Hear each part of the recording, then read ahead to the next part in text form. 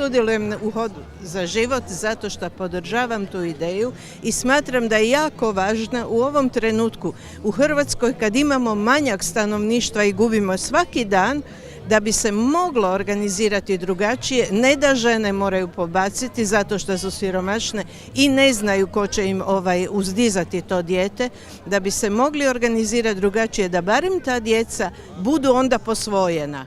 Evo, osjetio sam već dugi niz godina tu potrebu da sudjelujem u promociji, nekako da ta velika bitka koja se radi za te nerođene, to je nekakav nastavak mog puta što sam nakon Domovinskog rata gdje sam dijelio pomoć na neki drugi način ljudima i je bilo jasno ciljevi kome šta se pomaže, a poslije se tek shvatio koliko je bitno, koliko ta bitka da su te nerođena djeca najugroženiji mala stvorenja na svijetu i to je evo moj mali doprinos što mogu doprinijeti, to je to. Na Hodu za život sudjelujemo zato što smatramo da je svaki ljudski život vrijedan od samog začeća pa do prirodne smrti.